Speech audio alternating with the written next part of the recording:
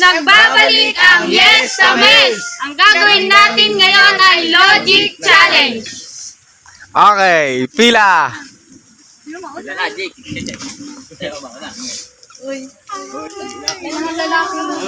Ready na ba kayo? Yes sa Mes! Okay!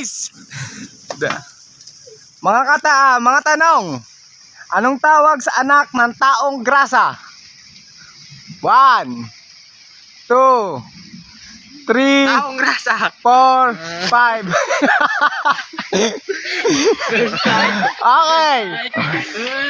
Ang tanong, ano ang tawag sa anak ng taong grasa? Baby grasa.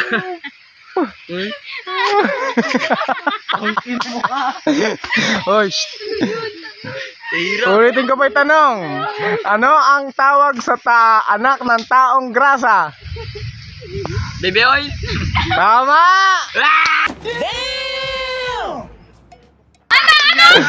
Baby oil. Grasa ka, baby oil. Okay. Pangalawang tanong. Blessing! Anong manok ang masaya pag kinakatay? Alam ko na yan. 1, 2, 3, 4, 5, and... Hindi ko yan masasagot. Ulitin ko yung tanong. Anong manok ang masaya pag kinakatay? Pandang. Eng! Good. Hindi ko sa akin yan. Ulitin ko pa yung tanong. Anong manok ang masaya pag kinakatay? Bilang. 1, 2, 3, 4, 5. Okay.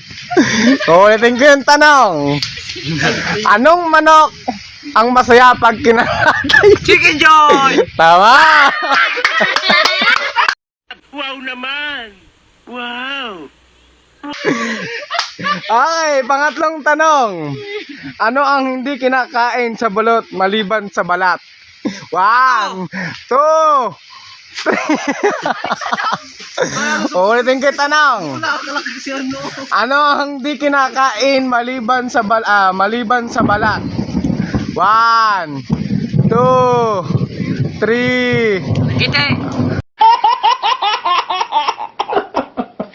4. Okay, ulitin ko. Ano ang hindi kinakain sa balot maliban sa balat? 1, 2, 3, 4, 5.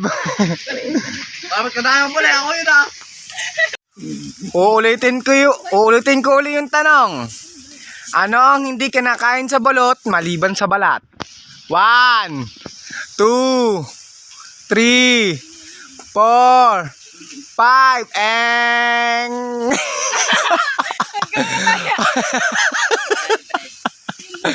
Okay. Ulitin ko yung tanong ah. Ano ang hindi kinakain sa balot maliban sa balat? Shell!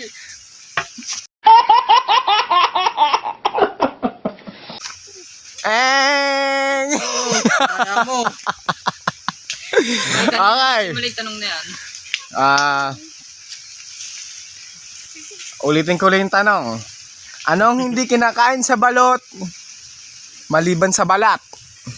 1, 2, Titinda ng balot. 3. Sana, finish na. Okay, ulitin ko. Maliban sa balat. Hindi, kay ano yung nag-umpisa eh. Okay, ano ang hindi kinakain sa balot maliban sa balat? 1, Ulo ng balot. 2. Okay, ang tamang sagot ay sabaw kasi iniinom ito. Gago! Tinulong ko na yun eh. Okay, pang-apat na question. Ilang piraso ng kada hayop ang niligay ni Moises sa kanyang arko? 1, Pito. 2. Ilang piraso ng kada hayop ang niligay ni Moises sa kanyang arko? 1, isa. 2. Ulitin ko yung tanong. Ilang pirasong hayop ang niligay ni Moises sa kanyang arko? Hindi ko alam. 1. Hindi ko alam. Ulitin ko pa yung tanong. Wala man lang eh. Puro. Ilang piraso ang kada hayop ang niligay ni Moises sa kanyang arko? 1. Ulitin ko yung tanong. Ilang pirasong hayop ang niligay ni Moises sa kanyang arko? 3. Mali! Okay. Ilang piraso ng kada hayop ang niligay ni Moises sa kanyang arko? 1,000. Mali! Tamang sigot. The right answer is wala. Kasi wala naman siyang arko. Oo nga. Tama. Okay. Panglimang question. Panglima na to. Kung ang Tagalog ng 100 ay ng 100 ay 100. Ayan na. Ano naman ng English ang 100? One way. Tawa! Sana all. Okay. Magaling. Pang-anim na question.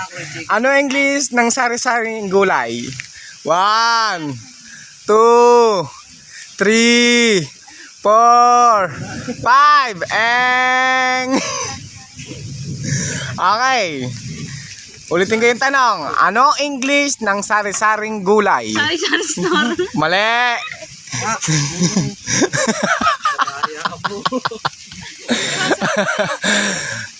Ulitin ko yung tanong. Ano ang English ng sari-saring gulay? 1, 2, 3. Hindi ko alam. Okay. Ulitin ko yung tanong. Ano ang English ng sari-saring gulay? 1, Palengke. 2. Gunggong! Barinig kita sa mukha eh! Mali. Okay, ulitin ko yung tanong. Ano ang English ng sari-saring gulay? Halaman doon. Mali. Sana, finish na. Ulitin ko yung tanong. Ano ang English ng sari-saring gulay? Bahay ko ba? Mali. Lumabas niyo ko lang ito. Ang tamang sagot ay pakbet. Okay, pang-pitong question tayo. Takbit. Ready na ba kayo, guys? Yes, amen! Okay. Ang question number 7. Ang nanay ni Mirada ay may 5 anak. Si Cha, Che, Chi, Cho. Sino ang pang-5? 1. Wait a minute. Who are you? Okay. Ang tanong number 7. Ang nanay ni Mirada ay may 5 anak. Na si Cha, Che, Chi, Cho. Sino yung pang-5? 1, 2, 3, 4, 5. Wala din akong alam dyan. Lumayas ka na dyan. Ang nanay ni Mirada ay may 5 anak. Wala naman ko dyan. Si Cha, Che, Chi, Cho. Lumayas ka dyan. Sino yung pang-5?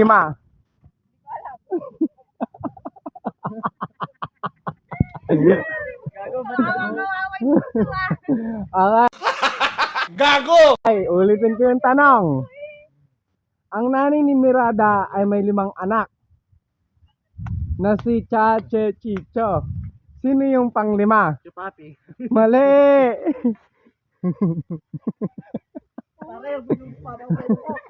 Okay.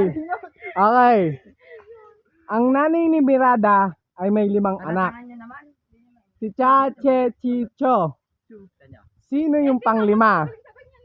Si Cha. Mali. Okay, pang-last natin to. Ang nanay ni Mirada ay may 5 anak. Si Cha, Che, Chi, Cho. Sino yung pang-5? Si Mirada. Tama! Galing mo. Okay. Paano lagi si Mirada? Si Mirada nga unang sinabi. Si Mirada nga. Ang nanay ni Mirada. Yes, Tames? Yes, Tames! Ay, ready. Pangwalong katanungan. May nakita ka sa daan na may pera, 150. Magkahiwalay, ano ang mas kukunin mo? Yung maliit o yung mas malaki? Mali! Ano yung tanong? Ulitin ko yung tanong. Number 8. Ay, ganun ba? May nakita kang pera sa daan. 150. Magkahiwalay siya. Anong mas kukuhanin mo? Yung maliit o yung mas malaki? 1! Malaki na daw eh. Okay. Ang tanong number 8 ay, may nakita ka sa daan na pera, 150 magkahiwalay. Ano ang mas kukuhanin mo? Yung mas malaki o yung mas maliit? Wala, hindi. Wala. Okay, ulitin natin. May nakita ka sa daan na pera, 150 magkahiwalay. Yes. Ano mas kukunin mo? Yung maliit o mas malaki? Wala! Ay, alam ko na. Anong wala? Ay, mali. Alam ko na. Okay. Na question number 8. May nakita ka sa daan na pera. 150 magkahiwalay. Ano mas kukunin mo? Yung maliit o mas malaki? Parehas. Nice! Tama! Sana all. Ay, oo, tama. Bakit kasi kukuhanin mo lang 100? Dilahatin mo na nako. Nakita mo na. Nakita mo na eh. Bakit ang galing niya? Okay. Wala pa nasasagot. Okay, question number 9. Question number 9. quiet. Kung ang kabayo ay nakaharap sa kanluran, saan naman ito nakatalikod? Ha! 1, Isip ka? 2, 3. Sa La Union! Wow naman! Wow! La Union ka pa ya? Ulitin ko yung question. Yun ka pa yan? Kung ang kabayo ay nakaharap sa kanluran, saan naman ito nakatalikod? 1, 2. Bilanggo! Kabayo, kabayo! Sige, pakinggan niyo yung question. Kung ang kabayo ay nakaharap sa kanluran, saan naman ito nakatalikod? 1, 2, 3, 4, 5. Alam ko na! Okay. Gets! Question. Kung ang kabayo ay nakaharap sa kanluran, saan naman ito nakatalikod? 1, 2, Yan, sige na. 3. Ano tayo sagot niya? Kanluran daw. Okay. Oy, magsilas ka Ito nga, siya nagsimula. Question number 9. Kijig pala. Kung ang kabayo ay nakaharap sa kanluran, saan naman ito nakatalikod? 1, 2, 3, 4. Okay. Ngipin lang eh. Yung kilagit lang pala. Okay. Okay. Kung ang kabayo ay nakaharap sa kanluran, saan naman ito nakatalikod? Sa ututan. Mali! Teka lang pare. Ouch. Okay, panglas naman natin si Jake. Alan. Okay. Hindi, ulit na po ulit yan. Ay, ulit na. Okay, sige. Ang tamang sagot ay sa taas. Mga tanga. Bakit naman? Okay. Last but not to least, the last question is, may 6 akong itlog. Ayaw! Yung 2, binasag ko.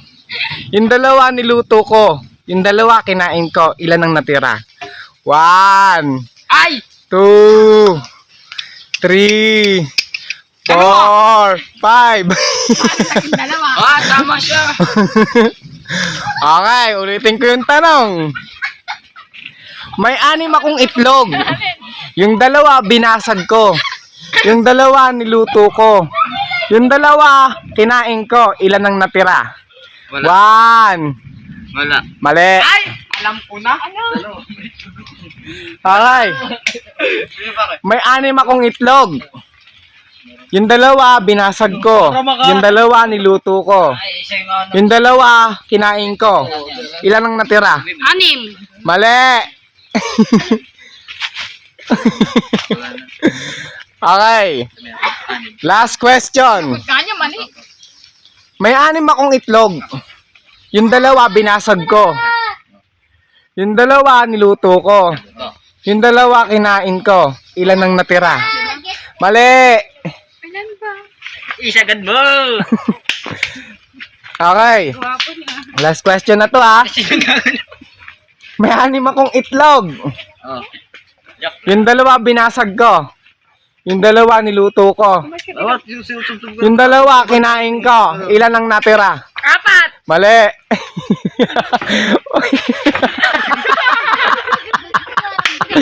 Double kill. Okay. Last na si Carlo. Yung may 6 akong itlog. Yung dalawa, binasag ko. Yung dalawa, niluto ko. Yung dalawa, kinain ko. Ilan ang natira? Dalawa. Mali. Sinagot na kayo dalawa, mali eh.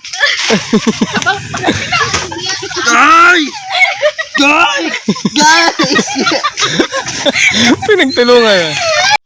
At dito nagtatapos ang Logic Challenge.